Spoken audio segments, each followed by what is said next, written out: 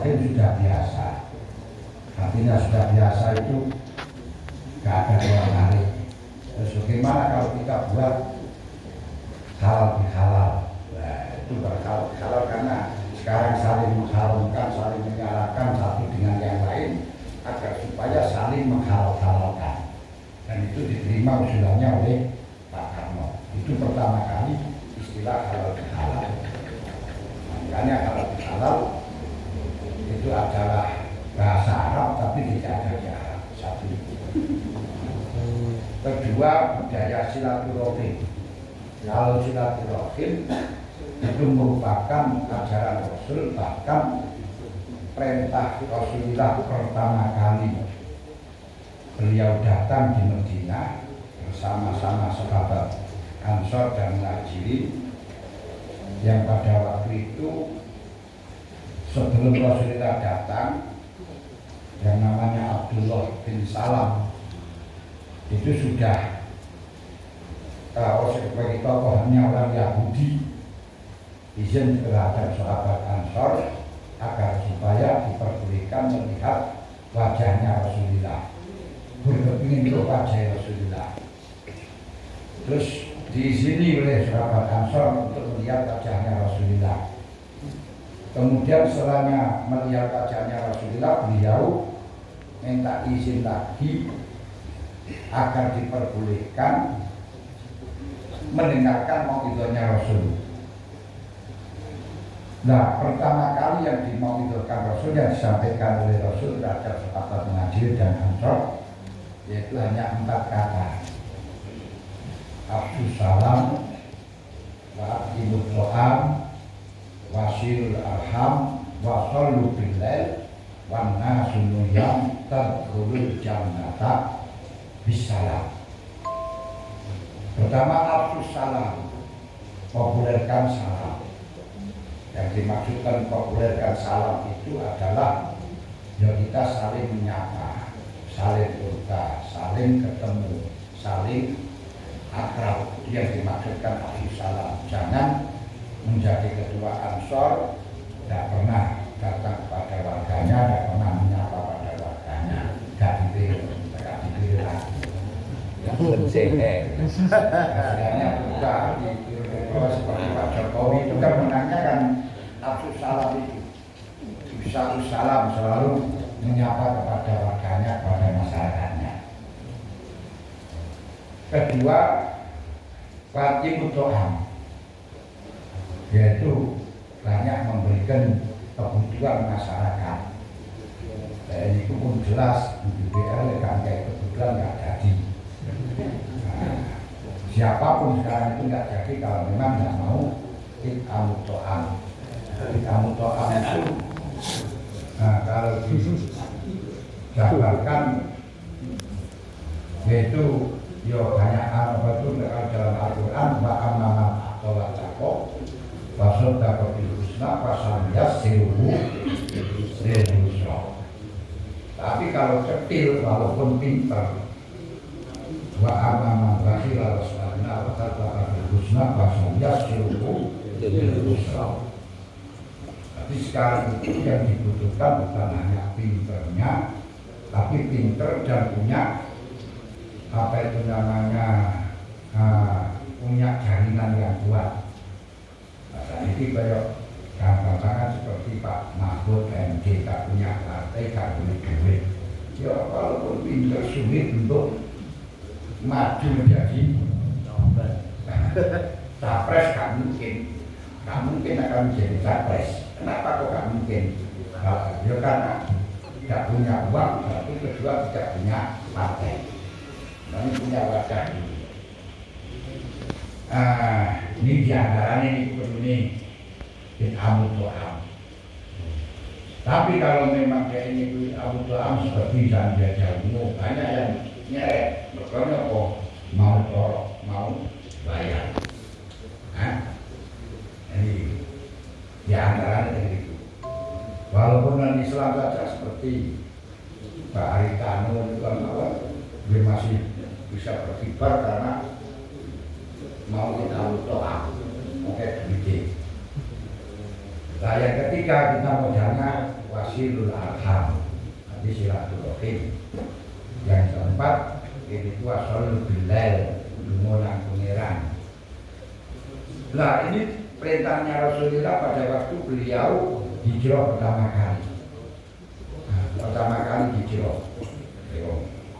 Ngomong itu mau kan nanti ngomong atau aku juga. Ya dan cerdas senang. Dan dia kalau pengen kan ngomong jajan itu mah saya yang diambilkan.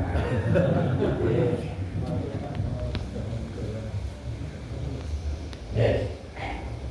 Nah, Surat Silaturahim itu banyak sekali ceritanya, dalilnya banyak sekali. Akan tetapi budaya silaturahim dilakukan setelah hari raya, setelah sholat Id sampai 6 hari sampai 7 hari. Ini juga Islam Nusantara.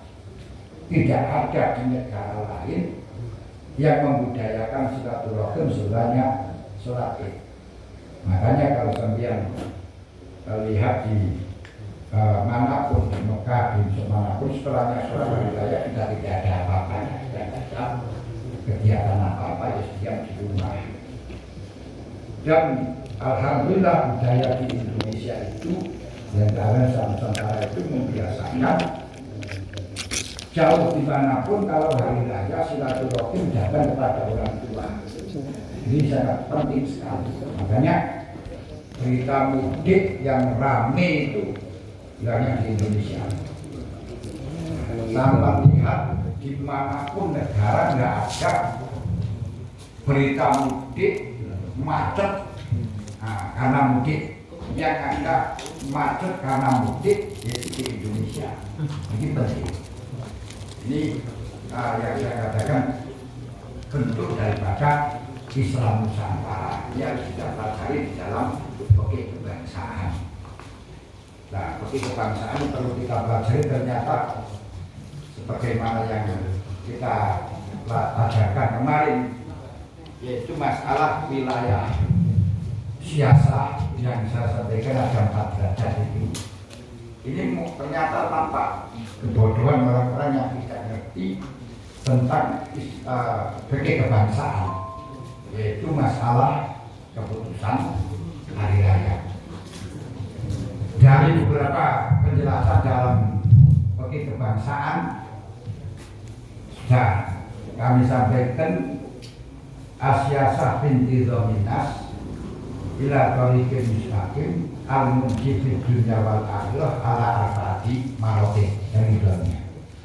Jadi kekuasaan mengatur manusia menuju jalan yang benar untuk menyelamatkan mereka di dunia dan akhirat ada 4 derajat, ada 4 maratib.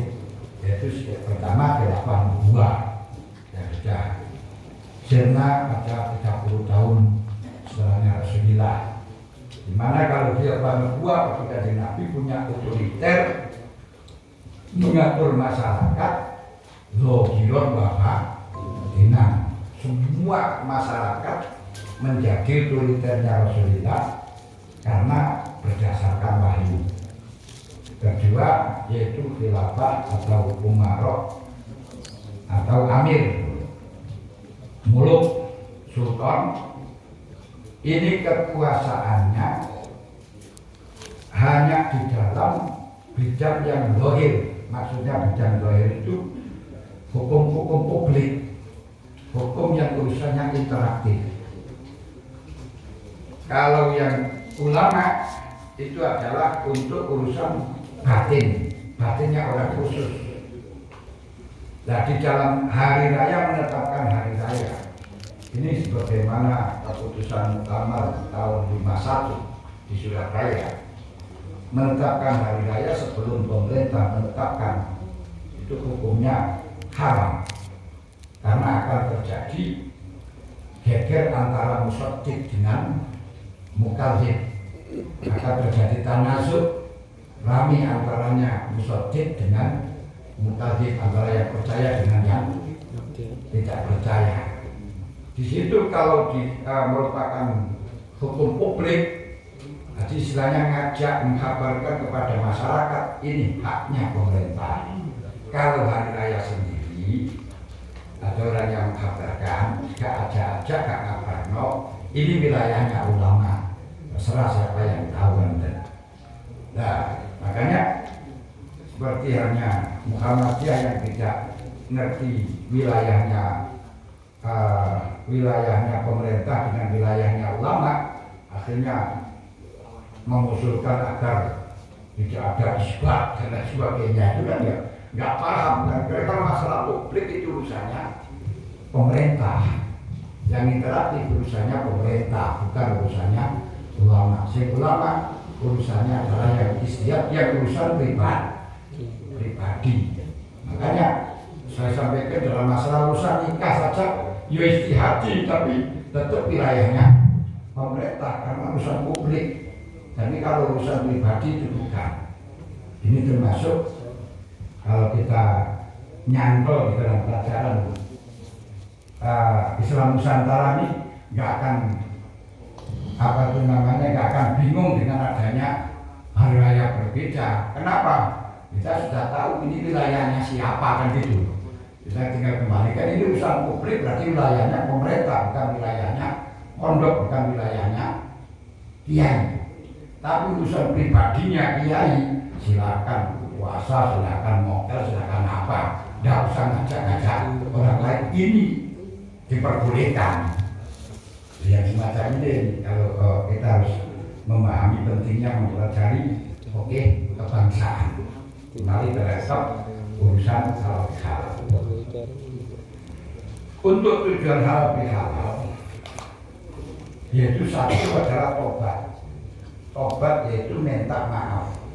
Makanya Masya Allah kita syukur, terima kasih kepada orang-orang yang telah membuat budaya untuk silaturahim dan halal bihalal setelahnya hari raya, karena sangat kesempatan sekali kita minta maaf kepada masyarakat, kepada khusus dengan tanpa wagu. Rono sudah kadung budaya.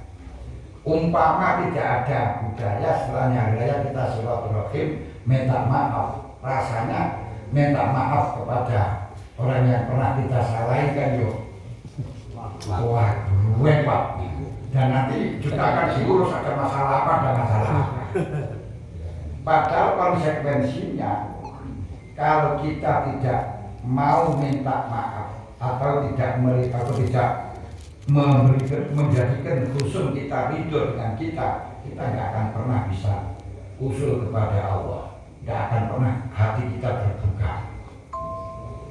Syekh Ustadz Abi Ali Al-Jakob mengatakan waman lam yurdi husumahu la yuftahu lahu min hadhi tariqah bisyai'in wa ala hadha nahwi jaru. Siapa yang tidak mau memberikan itu menjadikan musuhnya ridho kepada dia, tidak akan terbuka jalan menuju kepada Allah sama sekali. Ini. Makanya sangat penting sekali kita halal bihalal dalam rangka supaya kita bisa sampai kepada Allah, mendapat hidayah dari Allah. Jadi kalau enggak itu enggak bisa. Nah, makanya orang hasud, orang yang dengki enggak ada, istilahnya orang makrifat yang dengki enggak ada, arif billah yang dengki enggak ada. Makanya kalau kita ingin makrifat ya hilangkan sifat-sifat yang semacam itu. Ini. Dan di dalam ajaran bertobat ini dulu pernah terjadi pada zaman Rasulullah yang sangat mengetahui situasi dan kondisi masyarakat, tidak radikal tapi sangat toleransi kepada orang-orang yang masih belum bisa melakukan tobat secara utuh. Pertama, ini malah dia yang dia wis apa-apa. Ora paham kan itu.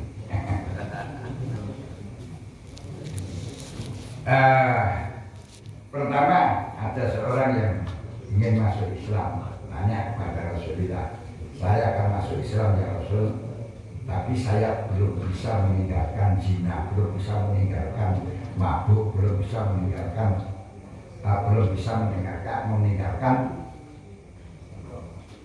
mabuk dan mencuri. Ini bagaimana? Boleh nggak masuk Islam? Boleh, nggak apa-apa. Istilahnya akan meninggalkan. Nah, beliau jauh. Iya sih, tapi syaratnya satu. Apa? Jujur. Nah, ini pertama kalinya. Makanya awal dari langkah murid untuk menuju dalam Allah Ta'ala atau ikut dalam thariqah. Awal kodamin lil murid biati thariqah yang bagi ayakuna ala sidqi. Pertama kali modalnya kalau sampai ingin tobat, jujur dhisik. Jujur. Ini penting. Kenapa kok jujur diasih halabul bina ala aslin sadiqin, supaya kita di dalam melangkah menuju kepada Allah ini berdiri pada dasar, pada pandangan, pada fondasi yang sahih. Karena fa'ina sayyid qalu innama kurimu al-usul litarji'ihim al-usul. Orang-orang ibadah yang menentang bagaimanapun tidak bisa usul kepada Allah karena mensia-siakan kejujuran, karena mensia-siakan dasar atau pandemen sing rupa usul. Yang pertama usulnya apa? Awal utami dan murid dari thariqah ayakuna ala sidqi, jujur. Nah, jujur itu Allah Ta'ala menjamin walau sadaqullaha lakana khairal lakum. Siapapun yang jujur maka akan positif. Siapapun yang jujur akan positif. Minimal jujur itu apa? Hakikatu sidqi antas duka bimawatina la yunjika minha illa khidmah. Hakikatnya sidq, hakikatnya jujur, yaitu kita jujur dalam kondisi kita tidak akan selamat kecuali jujur, kecuali bohong. Dalam kondisi kalau kita tidak bohong, kita akan nggak selamat. Padahal urusan pribadi kita tetap jujur. Ini yang namanya hakikat sidqin yang betul itu. Bisa paham ya? Di sini pun jujur yang sesungguhnya adalah Anda jujur dalam kondisi Anda tidak akan selamat kecuali bohong, tapi Anda mau jujur. Ini modal pertama kali. Kalau semacam itu tidak bisa dilaksanakan, tidak akan pernah bisa naik pangkat sampai ihdinas siratal mustaqim. Ini penting. Nah, jujur. Syekh Al-Zujaji itu pernah mengatakan, mungkin sebenarnya saya beritakan kejujuran. Beliau itu matat ummi, ibu saya mati. Fawarastu minha darun, tapi dua bikhamsina dinaran. Saya mendapat warisan, saya jual. Saya rumah saya jual laku 50 dinar. 1 dinar itu 4 gram, berarti 200 gram emas murni. Kalau emas murni sekarang itu 100 juta, berarti ya 200 juta. 200 juta itu rumah itu sudah bagus untuk tingkatan rumah desa. Waktu sudah haji, lalu saya akan berangkat haji. Falama balagtu babila istakbalani waktu itu minal kona-kona. Ketika saya sampai pada tanah Babil, ada satu rombongan menghadap saya. Wakola madama, kamu bawa apa? Dia mengatakan, kamu bawa apa? Saya katakan, wah itu bingung. Ini kalau saya tidak bohong, nanti diminta uang ini. Tapi dia ingat prinsip, walau sodaqullaha lakana khairul lakum. Siapa yang jujur kepada Allah positif. Akhirnya dia mengatakan, Khamsuna dinar. Saya membawa 50 dinar. Faqala nawilniya, berikan pada saya. Nawilniya, berikan pada saya. Nah, terus pada waktu asyurata, kantong saya berikan. Pada dihitung oleh mereka, fa'idan ya khamsuna dinar, persis 50 dinar. Faqala khudha, laqad akhadhani sidduka. Ambil kamu, ambil. Kejujuranmu telah memeriksa kepada saya, kejujuranmu telah menyentuh hati saya. Dan akhirnya turun dari kendaraan, malah justru kendaraannya diberikan kepada Syekh Sujaji dengan mengatakan, irkabha, kamu tumpai kendaraan ini. Mengatakan, laku itu saya tidak menginginkan. Laku sudah kamu bawa, wa'ala ja'alaya, dan memaksa dia untuk masa saya, kata si Sujaji, untuk saya kendarai. Akhirnya dibawa kendaraan itu. Ya, terus ketika 1 tahun ke depan, yang rampok itu loh, yang menghadapi langsung tobat, malah justru mengguru kepada si Sujaji. Ini barokahnya jujur. Memang berat. Jujur sekarang itu jujur itu berat. Tapi siapapun kalau yang tidak jujur gak akan pernah bisa datang kepada Allah, sampai kepada Allah gak akan pernah, karena ini pondasi awal. Nah, di tobat itu pondasinya pertama kali adalah jujur. Nah, dan kalau jujur ini melatih keimanan kita itu dengan jujur itu. Diceritakan Jakola Ibrahim bin Dauhah Ma Ibrahim bin Satambah Al-Bajiyata. Ibrahim bin Dauhah itu santrinya Ibrahim bin Satambah masuk pada hutan belantara. Dia akan masuk ke hutan, orang dua itu. Ibrahim bin Satambah gurunya mengatakan kepada santrinya Ibrahim bin Dauhah, idroh mama akaminal alaki, buanglah segala sesuatu yang mengganggu hatimu. Akhirnya dia mengatakan bataratu kulla syai'in dakartu ila dinar, semuanya perbekalan semuanya saya buang kecuali uang. Dinar saya selempitkan, saya depiskan. Nah, kata dua iman aku ya. Ternyata guru saya tetap mengatakan, ya Ibrahim, latus sini kamu jangan mempersulit hatiku, kamu jangan mengganggu hatiku. Itulah mama kami al-alaih, buanglah segala sesuatu yang bisa mengakibatkan kamu putus dari Allah, yang mengganggu pada dirimu. Nah, kesekian lain, akhir patah waktu adina, dia terpaksa duit saya buang juga. Setelahnya uang 1 dinar itu saya buang, 10 dinar saya buang. Dia masih mengatakan, ya Ibrahim, itulah mama akan lain. Semuanya apa yang mengganggu pada dirimu kamu bawa, kamu buang. Pada kartu anamai suan linakli. Saya ingat saya membawa kaplir itu ikatnya sandal. Biasanya kan dulu kita yang paling kelapas itu kaplirnya itu rusak. Nah, karena ini perjalanan jauh, supaya nanti kalau putus bisa saya ganti, saya itu mempersiapkan kaplir. Kok masih tahu dia, Pak orang tua, kita buang juga. Wah, itu sekarang pokok belas, lila bilas. Pamahkas tu fitorik ila sin illa wajadtuhu baina yadayya. Masya Allah. Ternyata saya berjalan ketika kaplir itu putus, di depannya sudah ada kaplir. Jalan lagi ketika putus, ada di depan saya sudah kaplir. Ini kejujuran. Makanya akhirnya orang yang dibawa, yang datang kepada Rasul tersebut sanggup, saya justru dia sanggup. Dengan mengatakan dengan sanggup jujur itu, beliau ketika di pertengahan jalan akan main perempuan, terus bingung, bayar kalau nanti ditanya Muhammad bagaimana.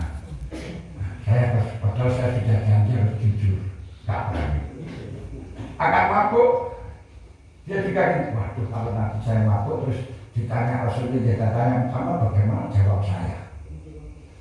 Akan judi juga gitu, karena ditanya kamu bagaimana. Akhirnya dengan modal kejujuran itu urus main dengan perempuan selesai. Kemudian untuk judi selesai, mabuk juga selesai.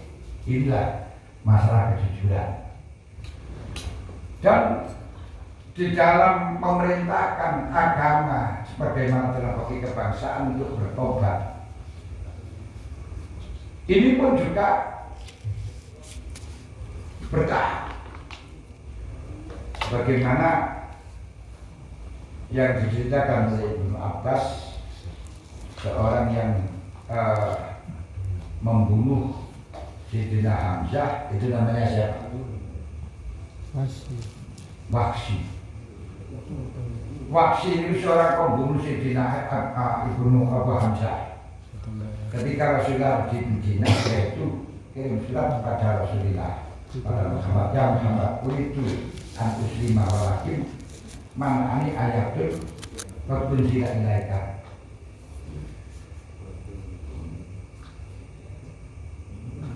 Saya itu sebenarnya Muhammad akan masuk Islam,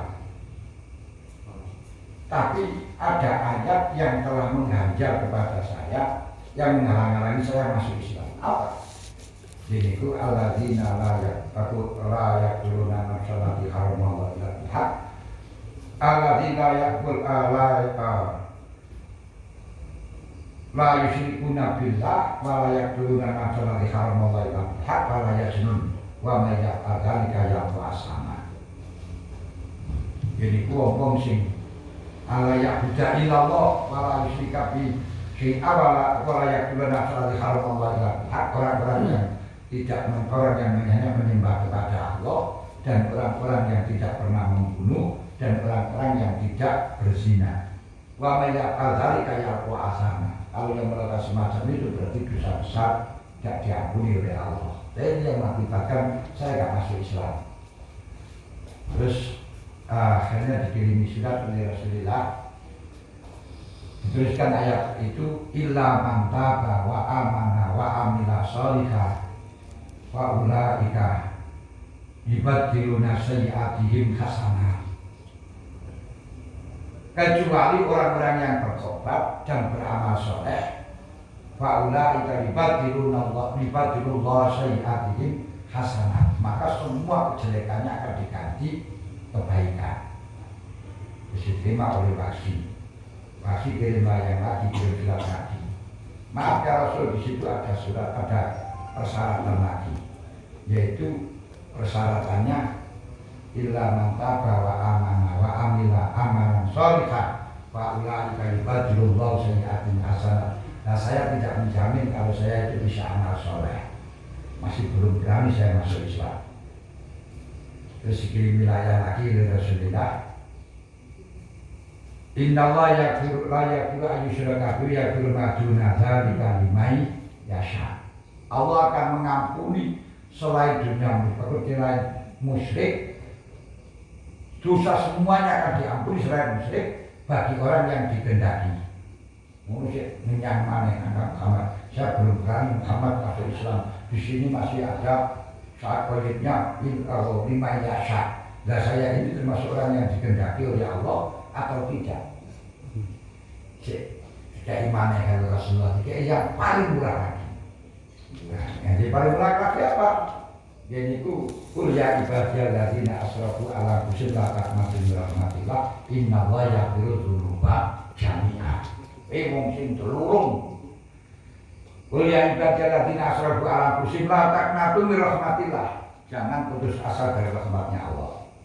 Innallaha yaghfiru dzunuba jami'a. Semuanya dosa diampuni. Wes langsung kayak niku, selain itu baru ini berani masuk Islam. Ini artinya apa? Kita memberikan hukum kepada masyarakat. Kalau nggak kuat, wah ini nggak kuat, jadi agak yang ringan. Kalau nggak kuat, ya agak yang ringan. Nggak kuat, ya agak yang paling ringan. Gitu.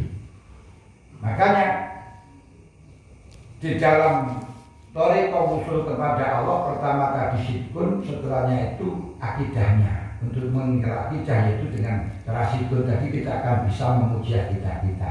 Di mana akidahnya tidak sahih, tidak akan pernah usul kepada Allah. Makanya Syekh Abdul Qadir Al-Jilani bisa selamat ketika setan mengatakan kepada beliau dengan berbentuk cahaya putih, sudah, wahai hamba Syekh Abdul Qadir, kamu saya persilakan, saya bebaskan untuk meninggalkan syariat. Langsung mengatakan, setan, kamu lari, mengajar kamu itu. Kamu kok bisa kenal dengan saya? Saya kenal kamu karena 4 hal. Kalau kamu setan juga 4 hal. 1, Allah tidak bertempat. Kamu itu bertempat. Tempat di situ. Allah tidak seperti itu. Berarti kamu bukan Tuhan. Kedua, Allah tidak berbentuk seperti itu, tidak bersurah, kayaknya berbentuk apa-apa, tidak seperti ini, tidak seperti ini. Kamu berbentuk cahaya, itu berarti bukan Tuhan. Ini artinya Syekh Abdul Qadir Al-Jilani ini akidahnya sahih, karena akidahnya sahih bisa benar. Kalau akidahnya nggak sahih, itu langsung percaya. Ketiga, Allah itu kalamnya bila sautin malakatun, itu langsung kamu mengatakan wahai Abdul Qadir itu sudah sautin, itu sudah, itu bukan kalamullah. Keempat, Allah itu tidak akan pernah memberikan dispensasi siapapun untuk aku meninggalkan syariat. Kalau ada orang meninggal syariat, itu berarti jelas keliru. Makanya harus dibangun pada akidah yang benar. Terus terang sampai lihat dari Sabang sampai Merauke, bahkan dimanapun saja berada, tidak ada orang selain Ahlussunnah Jamaah yang jadi waliullah. Sehingga keramat waliullah Ahlussunnah pengiran sama lihat. Di Indonesia pun sama lihat. Ini fakta juga. Waliullah punya keramat, punya karomah, sing akidahnya tidak Ahlussunnah Jamaah. Di mana coba? Nah ini. Paling enak ini kok tidak ini keramat tapi dukun saja nih. Itu enak lah sih. Tapi bagi ulama-ulama sih nggak ada. Ini penting. Makanya setelahnya sikun dibangun pada akidah yang benar. Setelahnya akidah yang benar, tentu kita mengamalkan syariat. Dan syariat dalam mengamalkan yaitu harus yang paling hati-hati. Nah, makanya ayat Al-Quran pertama yang berat, kan dapat dia yang agak ringan. Nah, sebagaimana di dalam kalau sudah terjadi, itulah kalau memang belum terjadi. Kalau sudah terjadi, dilarang sedikit demi sedikit seperti hanya larangan khamr. Dibedakan. Kalau kita memberi hukum pada orang berat dulu, ini putus akad dia sotok ini, dia sotok ini lagi. Jadi jangan langsung yang paling murah jangan. Nah, nanti kecapa karena di dalam usul kepada Allah harus mengambil yang paling awal. Nah, jangan terjebak di dalam masalah khilafiyah. Ini. Kemudian tentu harus ada guru. Nah, harus ada mazhab. Jangan memahami Quran sendiri, hadis sendiri. Kenapa? Karena Allah Ta'ala mengatakan ihdinas siratal mustaqim siratal ladzina an'amta alaihim. Ya Allah, tunjukkan pada jalan yang benar.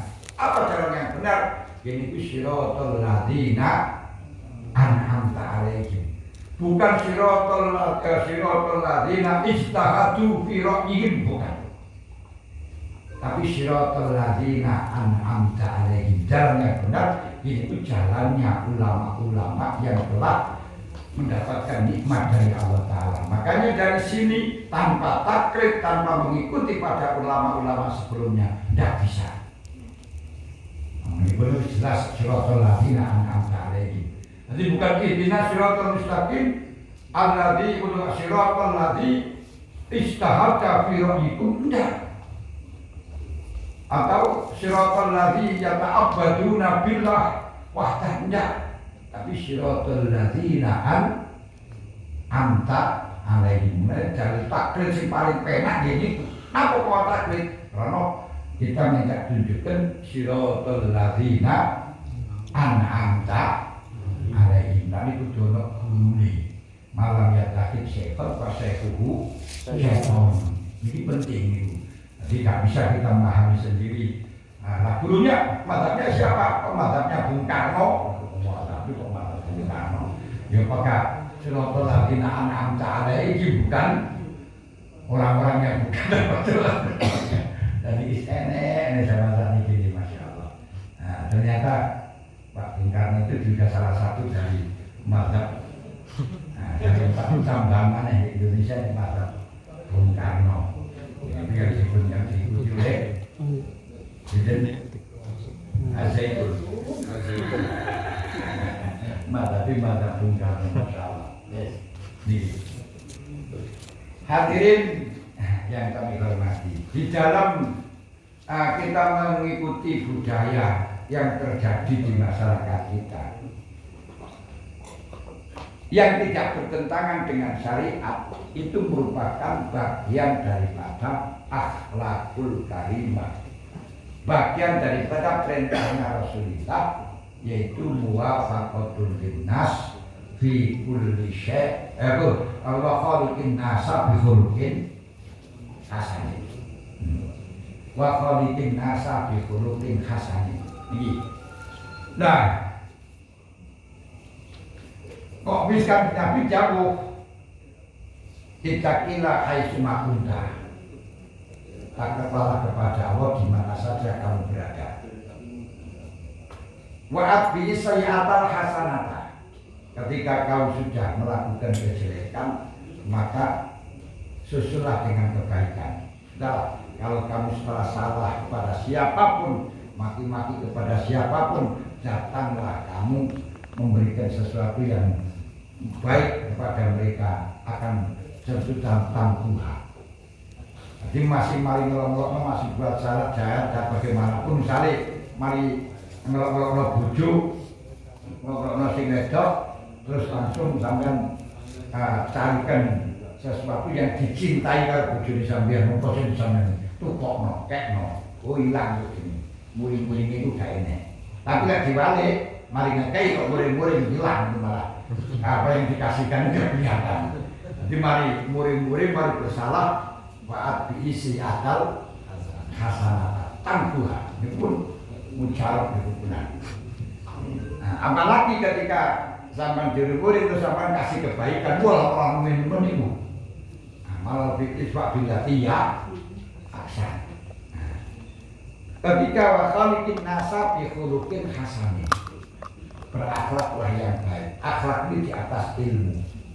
Jadi bukan berilmulah, tapi Rasulullah memberikan statement kepada kita dengan berakhlaklah dengan akhlak yang baik, yaitu khaliqin nasa bi khuluqin hasanin.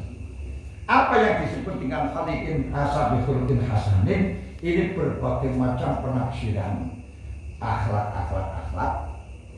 Kalau menurut Imam Ghazali, tafsiran dari ulama ada yang mengatakan akhlak itu roman, akhlak itu afun, akhlak itu istimalul adha. Itu bukan akhlak, itu hanya kelaziman.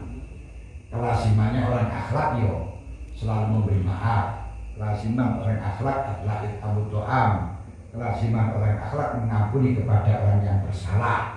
Kelazimannya, tapi definisinya akhlak itu apa? Akhlak menurut Imam Ghazali hayatun rasikhatun tasdur minal al bisulatin wa isrin bila raibin wa fikrin, yaitu suatu karakter, suatu sifat yang melekat kepada diri seseorang, yang mengkristal kepada diri seseorang, yang sehingga dengan sifat itu akan menjadi mudah refleks untuk melakukan kebaikan. Nah, kebaikan ini atau melakukan sesuatu Jadi apapun sifat yang kemudian refleks untuk melakukan sesuatu itu namanya akhlak. Kalau dia itu disakiti langsung mesuk, itu akhlak. Ketika dia kecelakaan, jatuh terus mesuk, itu juga akhlak. Nah, kita kesandung, jarang dipincuk, itu juga akhlak.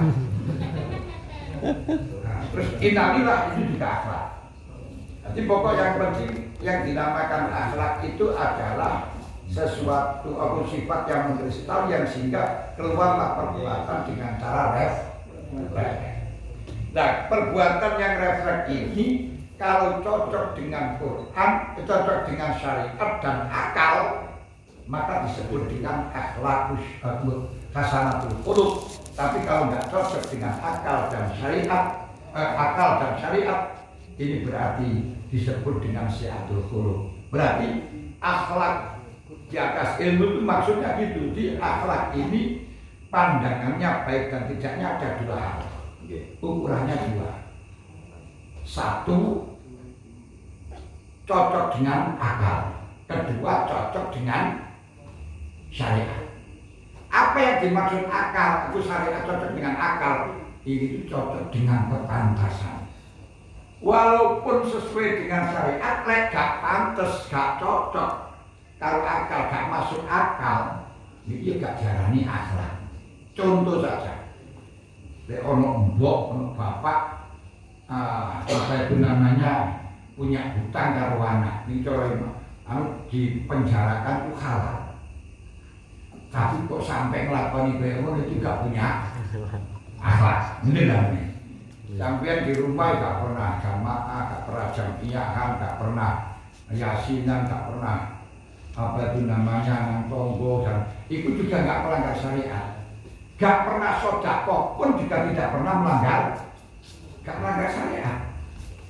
Tapi sekalipun gak melanggar syariat, yo pantes ono talian masjid dari anu ora membayar belas. Kemudian ini acara apa gak melok-melok, nah itu namanya tidak cocok dengan akal, gak cocok dengan kepantesan.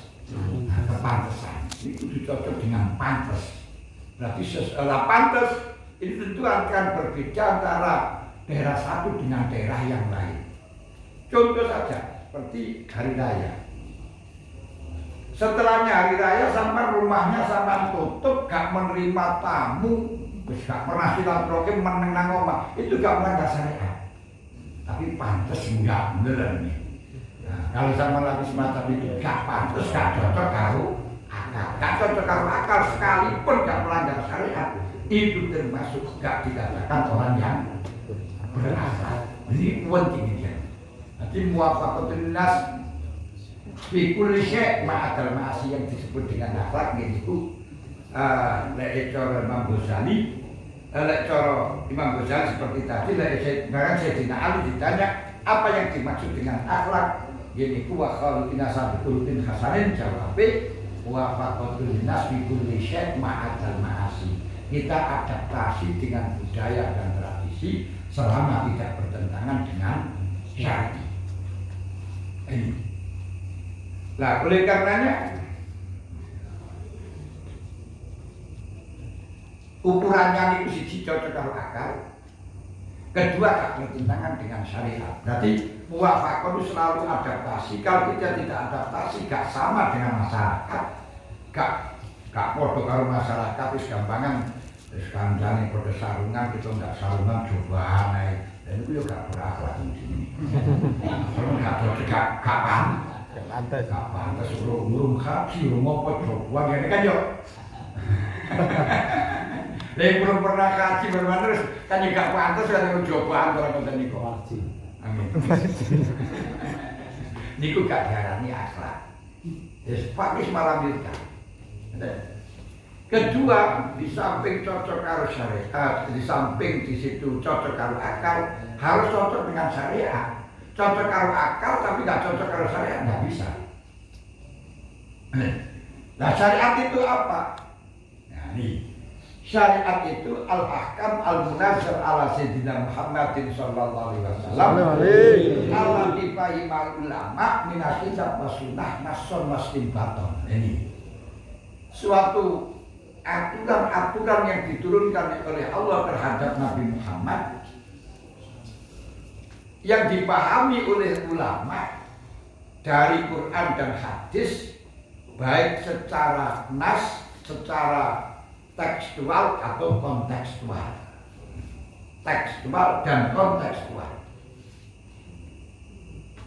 Nah, dan hal ini itu terkumpulkan dalam 3 fan dan dengan 3 fakultas Quran ini.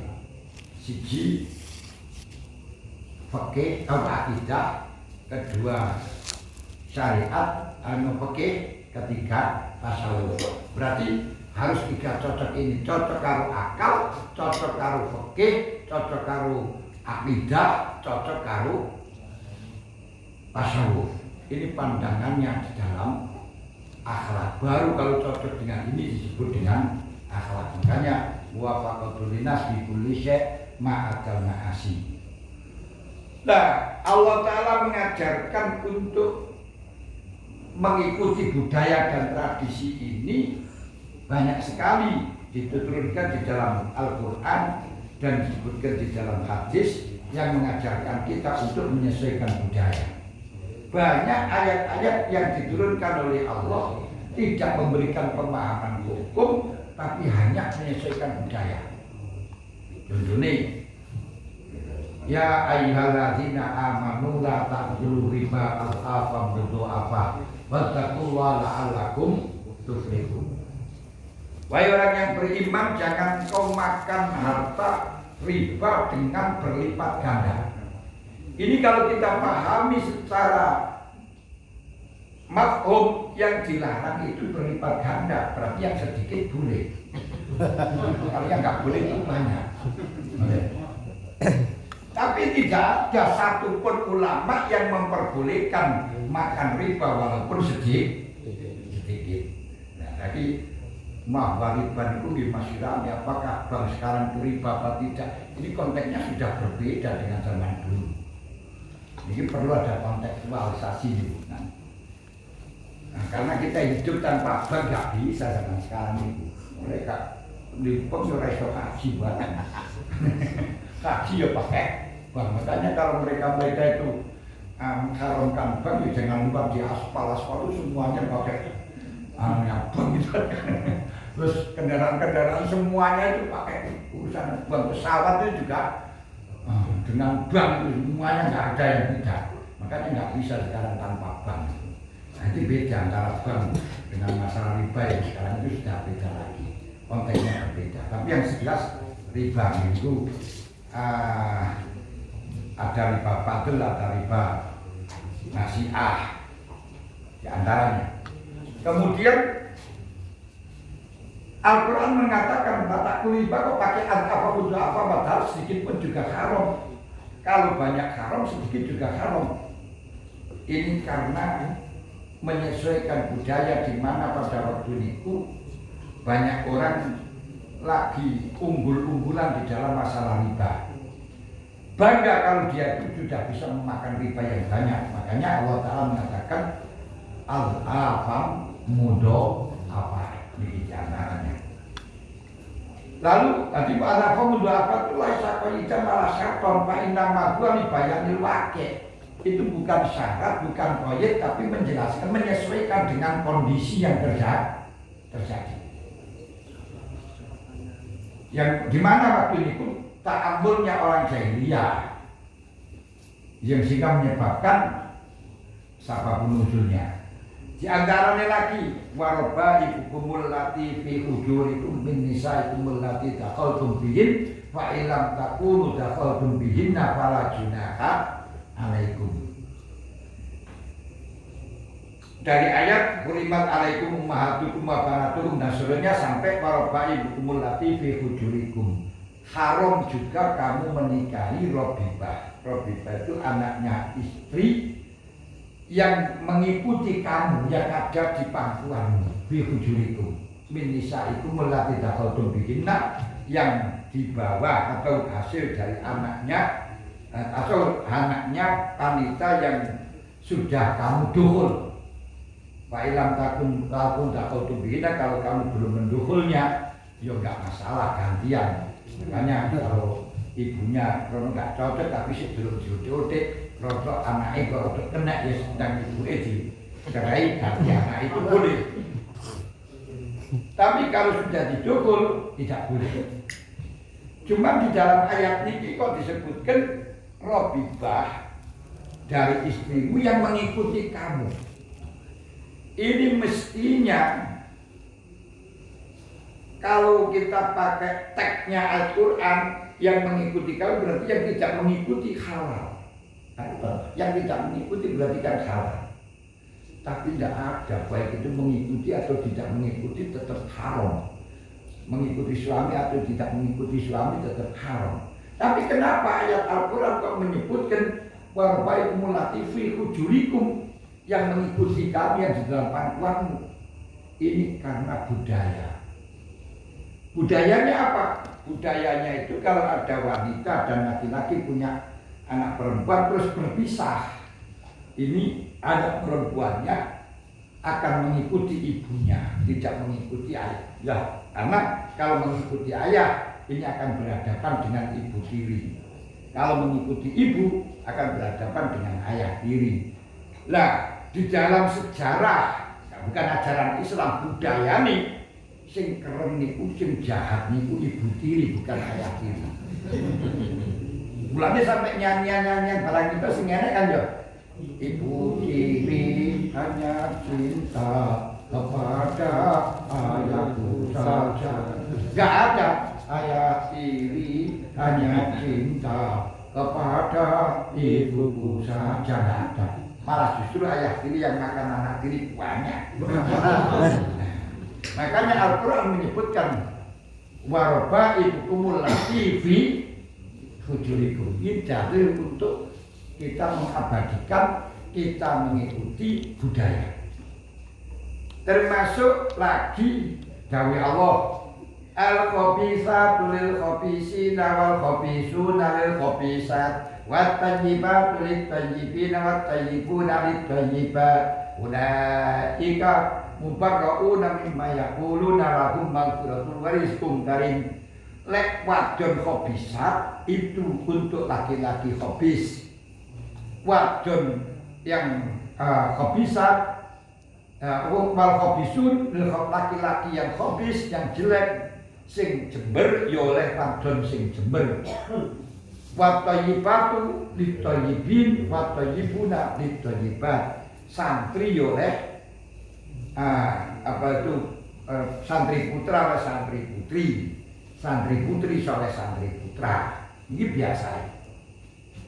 Lah, ayat ini seakan-akan kalau santri dapat khabisat, kalau santri oleh mahasiswi kau oleh.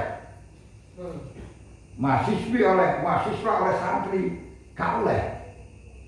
Dohiri. Anak orang-orang yang orang-orang yang zina dikawin dengan orang yang tidak zina, tidak boleh. Dohiri ayat. Tapi kenyataannya enggak. Wong akikul ayam minkum masyarikin min ibadikum wa imaikum yakun bukur ayyuhumullah. Ini pokok yang penting enggak dibujuk boleh. Tapi kenapa kok ayat mengatakan al-khabisatul khabisin wal khabisun al khabisat? Ini kebiasaannya. Lek mahasiswa oleh mahasiswi, mahasiswa oleh santri, putra oleh santri, putri, petani oleh petani dan seterusnya. Ini termasuk merupakan budaya. Bukan apa itu namanya kebiasaan, bukan aturan, tapi budaya. Bahkan dalam Al-Quran sudah dijelaskan azaniyatu wazani la tiku ila zanin au musyrikun. Wong zina niku sing gelem nikahi adalah orang yang zina atau wong musyrik. Ini bukan aturan. Malah justru menurut syariat tidak boleh dikawin oleh orang musyrik. Tapi sing gelem kawin karo zaniyah niku guru wong musyrik dan zani. Ini budaya. budaya. Makanya kita bisa melihat ono wong Islam kok dirabi orang nang Kristen gelem muni berarti zanian. Di wong zania akhirnya ya sing gelem rabi ya wong Kristen berarti niku. Kalau orang yang muslimah yang tidak zania enggak ada yang mau. Nah, ini juga termasuk budaya. Nah, kita menjaga budaya, menjaga adab itu budaya itu. Aturan kayak semacam ini itu lebih diprioritaskan daripada taat yang tidak wajib. Nah, lebih diprioritaskan daripada taat yang tidak wajib. Makanya di antara nih yang diperintahkan itu memerintahkan tidak wajib kan di Nabi itu memerintahkan pada sahabatnya untuk tidak berdiri. Qadruya anhu alaihi salam annahu amara ashabahu ala yaqumu idza marra bihi. Kanjeng Nabi itu memerintahkan pada sahabat jangan sampai berdiri Kanjeng Nabi lewat di hadapannya. Ini sifat awaknya Rasulullah yang tidak suka dihormati orang, nggak mau dihormati. Tapi bukan berarti kalau kita tidak mau menghormati Rasulullah, nggak suka dihormati niku. Artinya kita nggak boleh menghormati, itu beda lagi. Ini beda. Ini enak sing maknani letterlek. Kanjeng Nabi tidak gila hormat, tidak ingin dihormati. Jangan kita panggil Nabi, jangan kita panggil Sayyidina, panggil Muhammad saja. Terus enak sing ngomong ngoten niku guru. Ketika guru mengatakan semacam itu, si pengempu ya padha. Terus akhirnya sesuk niku langsung keluar dari sekolah, gurunya dipanggil dengan namanya. Ngomong, kenapa kamu menjawab ini?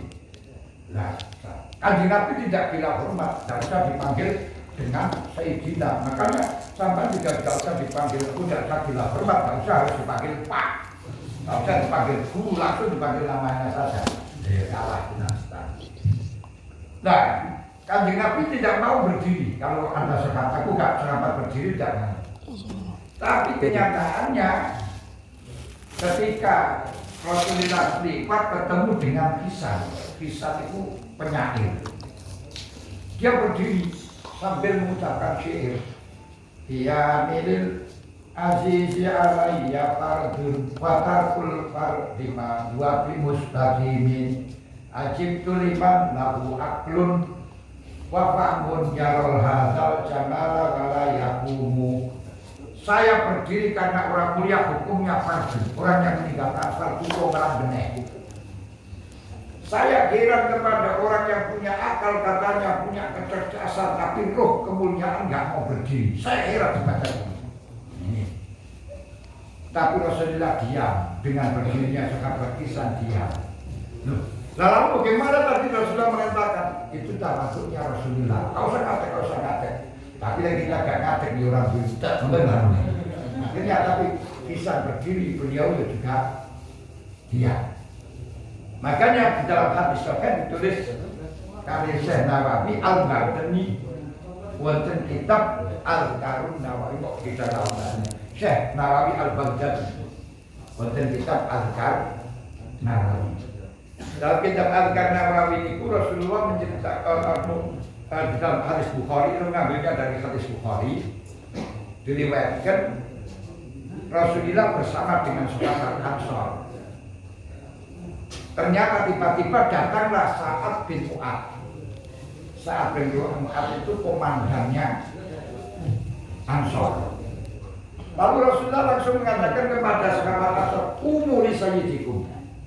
Berdirilah karena komandanmu, karena pimpinanmu. Coba masuk kalau enggak. Rasulullah mengatakan, "Jangan sampai engkau berdiri ketika saya lewat kepada kamu." Tapi Rasulullah memerintahkan sahabat Ansor berdiri karena datangnya komandan. Loh, kalau gampangan komandannya yang sahabat bin Mu'adz lebih Sayyid mana, lebih komandan mana, lebih pimpinan mana daripada Rasulullah.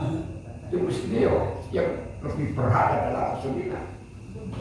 Lalu Rasulullah mengatakan, "Umuli sayyidikum, tuanmu, pimpinanmu." Loh, Rasulullah itu seorang pimpinan yang mana? Dengan bandingannya Sa'ad bin Mu'adz. Rasulullah mengatakan sayyidikum. Kenapa kita tidak boleh mengucapkan sayyid? Nah, memang umpama hadis dikatakan latu sayyiduni jadi habis mondok. Wong hadis latu sayyiduni mestinya latu sayyiduni pakai mana? Itu bina Jawa bisa kayak Rasul dan kayak itu kok pakai latu sayyiduni. Nah, umpama niku bener latu sayyiduni itu latu sayyiduni misalnya bener Kak, janganlah kamu mentuankan saya. Ini pun tidak melarang kita untuk mensayyidkan kepada Rasulullah. Karena Rasulullah memerintahkan atau mengatakan berdirilah karena Tuhanmu karena pimpinanmu. Ini foto karo bertamu jenengan persona pemimpin betul bisa pokok ketemu kan panjenengan itu pun sangat guna. Ngeruang, kamu ini gak apa-apa serasa jelek toh. Niki yo, wong sing ora bener. Lah, lalu ketika budaya itu tidak cocok dengan syariat bagaimana? Ini jangan dihilangkan budayanya. Yang tidak cocoknya dengan syariat itu saja yang dihilangkan. Yang dirubah yang tidak cocok dengan syariat. Inilah Islam Nusantara semacam itu. Nanti misalnya di dalam kitab Ibnu Hajar mengatakan bahwa ritual 7 hari, 40 hari kan termasuk na'udunaukan warisan. Itu saya anggap sebagai ungkapan merana yang tidak boleh. Umpama itu benar kata Ibnu Hajar zaman dulu. Itu kita sekarang tidak dirubah dengan apa itu namanya rausan dengan mengungkapkan merana, tapi sekarang digunakan untuk bid'ah, digunakan untuk tahlilan, digunakan untuk yasinan. Ini bagus, itu tak cocok dengan akhlak. Ini seperti hanya pamer nasab. Jadi orang Arab itu sering pamer nasab. Masalah saat ini ternyata harus kepingin mulia-mulia geger masalah nasab. Saya tak berani ikut-ikut komentar dalam masalah itu karena saya tidak bernasab. Nasab ini dari Nabi Adam. Turun Nabi berarti. Ya turun Nabi jadi. Cuma kakinya silsilah. Ya ada silsilahnya jelas. Tapi lali beneran. Kata tulis betul dong ya. Silsilahnya mesti dong. Oke. Yang masuk katanya itu kalau apa yang dikatakan Darwis. Darwin itu dari ketek ya, saya yakin enggak gitu. Keturunannya Nabi Adam bilang. Dan ini gue dari medsos ini mulia-muliaan sampai sing keturunan Nabi yang alim lebih, yang bodoh lebih baik daripada wong sing alim. Tuh itu ulama wong alim. Waduh, kata-kata ekspres kata nulis. Rebutan nasab sekarang itu. Ini tradisi ini orang Arab Jahiliyah. Di setiap tahun itu kumpul di Mu'asim. Mu'asim itu di Minang. Musim haji. Ini kumpul untuk pamer nasab. Mulanya nih, share-share ulaika abai wajibni bimislihi. Ini persis zaman saat ini yang pamer nasab untuk digunakan. Sehingga terima itu mengkotek, itu tidak ada keturunan. Wes Indonesia. Kalau prinsip saya, kita salah menghabibkan orang yang tidak habib lebih baik daripada kita salah usul adam kepada orang yang semestinya gitu. Kalau pulau bagian masalah khilafiyah. Khilafiyah beda kita itu beda. Lalu pamer nasab itu Rasulullah bilang, gak boleh itu jelek. Akhirnya turunlah ayat wa idza qadaitum manasikakum fadhkurullaha kadzikrikum aba'akum aw asyadda dzikra. Loh, kenapa Al-Qur'an ini kok menjelaskan kadzikrikum aba'akum? menjelaskan kadikri kemabakum itu karena biasa itu turun bapak-bapak saya ini ganti zikir nang Gusti Allah. Jadi ketika budaya itu tidak cocok dengan syariat, asalnya kumpul di masjid, kumpul memamerkan nasab, jangan dihilangkan kumpulnya. Tapi sih nggak cocok nih, sing asale pamer nasab ganti zikir nang Gusti Allah. Mulane sing saniki mestine pamer nasab udah ganti zikir nang Gusti Allah menuai bisa hilang ya ngoten. Nah niki Gusti Allah. Semua manusia itu dijadikan dari pecut. Gitu. Terus nanti akhirnya menjadi santapan cacing tanah mulai wis kabeh masih kabeh dengan ngoten. Ini gitu. Kabeh kakak dimaksa tanah cacing tanah. Nah ini maksudnya apa? Ketika budaya itu tidak cocok dengan syariat, jangan kita hilangkan budayanya. Kita ganti yang cocok dengan syariat. Makanya dalam masalah perwayangan itu bukan mengajarkan perwayangan, tidak. Para Sunan Kalijogo, orang-orang yang tidak mau kumpul sing senengane wayang, lah ini wayange dirubah dengan bom sekaten. Bener. Bukan terus orang yang tidak seneng wayangan kita giring nang wayangan. Jadi yang paling pentingnya jadi begini. Terus sholawatan dengan pakai tabu-tabuan gitar-gitar. Lihat, wong sing biasa gitar-gitaran sing senengan tabu-tabuan iki jangan ganti lagu sholawatan. Ojo sing biasa ngaji, sing biasa sekolah dinia, dijak sholawatan rono rene akhirnya malah gak ngaji, keliru.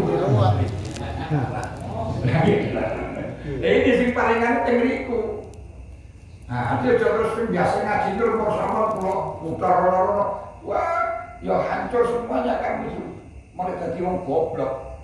Lu kenapa? Enggak ngaji ya goblok itu. Lu sholawat diperintahkan, betul diperintahkan, tapi waktunya bukan anak-anak yang bagus sekolah. Nah, yes, terakhir. Ini masih dong ngomong kalau bodoh panjang lebar. Bahwa Imam Ghazali mengatakan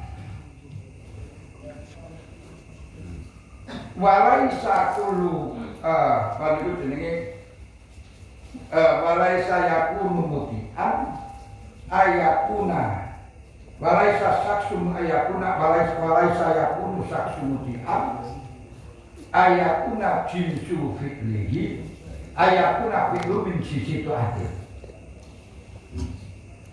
Tidak bisa dianggap orang itu sebagai wong sing taat kalau cuma perbuatannya itu jenisnya taat, malam yuroi al-waqta wasyarto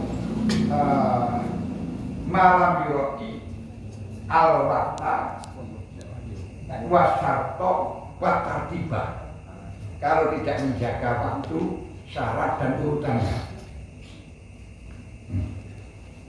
Jadi tidak bisa walaisa saksu ayakuna mutian. Jadi walaisa saksu ayakuna mutian kaunu fi'lihi min jinsi ta'ati. Tidak bisa dikatakan orang itu sebagai orang taat karena perbuatannya jenisnya taat, malam yuroi al-waqta wasyarta wa tartiba. Selama tidak menjaga 3 hal, waktu ini syarat tilat urut-urut. Dan sampai waktu ini belajar syariat, belajar berdoain, malah melakoni sunnah. Ini gitu. Tapi ini bukan termasuk doa. Bukan termasuk doa. Ini kita masuk zaman sholawatan itu sunnah. Terus yang wayang berdoain, wayang ngaji itu ditinggal. Ini gitu, bukan termasuk doa. Ini penting ini saya sampaikan dalam masalah ini. Kenapa kok saya sampaikan permasalahan ini? Sekarang itu banyak orang yang tidak bisa membedakan antara ini doa atau tidak karena hanya bisa melihat jenisnya ini perbuatan jenisnya doa. Oh ini to'at. Padahal tidak diukur to'at ini bagi saya bagaimana, wajiban saya apa. Kadang-kadang yang terjadi sekarang ini lek jenenge ikaf itu sunat. Terus ikaf loro-loro sampai amar ma'ruf loro kemanapun, tapi keluarganya nggak dimoni. Itu dosa besar. Kenapa? Gak bisa menjaga urutannya. Gak jaga waktunya saja ya gak boleh kok sampai melakukan sholat zuhur sadurunge waktu ya haram. Walaupun sholat zuhur itu wajib. Gak cocok kalau waktunya. Jadi tidak bisa kalau saya saksul ayakuna mudian kau fi'li min jinsi doatin. Tidak bisa dikatakan orang itu doa kalau hanya pekerjaannya itu jenisnya doa, kecuali dengan 3 syarat, yaitu menjaga waktu, menjaga syarat, dan menjaga urutannya. Ini yang paling penting. Nanti yang wajib itu didahulukan, jangan kemudian yang sunat kita promo Senin, promo penak masih kita ikuti. Bukan saya berceramah, udah waktu ini sama ngaji lah, terus melok sholat tanpa sholat kemarilah. Sing mengikuti sholat kemari itu bagi orang sing biasa ini seneng kelenceran. Wong sing bener biasa ini ku temu nang pos-pos wis arep melok nang kono ae selawatan. Selamat kuwi, betul. Sangat cari paham ya. Ini penting. Jadi sering sekali orang itu tidak bisa membedakan apakah ini mengikuti nafsu, apakah ini perintah dari Allah. Pun ini dulu jelas itu hubungannya kalau halal Jawa banget. Mulane sing jelas sing paling pokok halal itu kita rumangsa salah. Yakin dalam semuanya waktu ini kita kumpulkan rumangsa salah. Semua kesalahan dalam panjenengan sepuro. Wong niku lek nesrasa salah, mulane akhir diarani gawe yo jenenge kupat. Kupat itu jangan di bahasa Indonesia kan ketupat, malah nggak bisa diterjemah. Kupat itu artinya ngaku lepat. Wong niku lek wis ngaku lepat, akhirnya jadi lontong. Lontong itu olone kothong. Nah, kalau jadi kothong itu mesti jadi siji. Mulane lontong itu tidak ada yang anti bisa ada. Kalau dimakan semuanya kadut. Lek sego sih enak sing kejajaran. Tapi kalau lontong jadi siji, makanya ketika sudah jadi lontong, jadi kupat, jadi siji, ini gak oleh diudari. Pengkuno itu boleh makan lontong itu jadi udari, kupat itu jadi udari, tapi sama iris. Mau diudari di bridgingnya itu tidak boleh. Nah, kupat itu sama udari juga gak boleh. Saya dulu itu protes pada ibu saya, nopel bukan pan, ayo betul tok. Makanya apa? Ibu saya nggak pengalaman, hanya ilmunya itu dari dulu-dulunya. Oke, cari. Tapi setelah ini betul itu. Jadi artinya apa? Ketika sudah jadi satu, sudah sampai mudah hanya gara-gara berbeda pilihan presiden, berbeda pilihan partai, berbeda macam-macam. Jadi Ansor ini jangan sampai terus Ansor terpecah belah karena siji melok Anies, siji melok Ganjar, siji melok Prabowo. Ben melok Prabowo yo melok Prabowo, kamu sing ngasalkan becak ya bangga becak, nggak akan mungkin melok Prabowo jadi presiden terus kamu jadi sugih murah podo ae. Nah, sing biasa tani kok sing milik Ganjar yo panggah tani ora terus marang dadi jualan murah. Juragan ya bangga juragan. Nah, makanya jangan sampai perbedaan pilihan presiden ini akan mengakibatkan Ansor pecah, terus Ansor pecah, jangan sampai. Ini satu manusia kok diberi memiliki seorang saya. Jadi macam-macam adu domba semacam ini yang sekarang ada mengatakan NU ditinggalkan dan seterusnya. Mestinya harus NU di kemudian struktural itu diangkat. Jadi milik presiden itu ora cukup. NU ini ora itu duwe partai dengan orang duwe partai. PKB. Nah, PKB itu bukan partai ini wong NU, bukan partai ini NU. Wong NU itu adalah partai, tapi PKB atau Pak NU tidak ikut partai. Tidak punya partai. Mek ke baca ini orang penyataan ini. PKB orang belum wong NU dilebokno kurang awake dhewe tok ya sapa sing. Ini jangan pun ini sedikit mawon.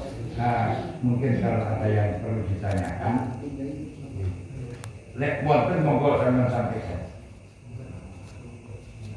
Ada enggak?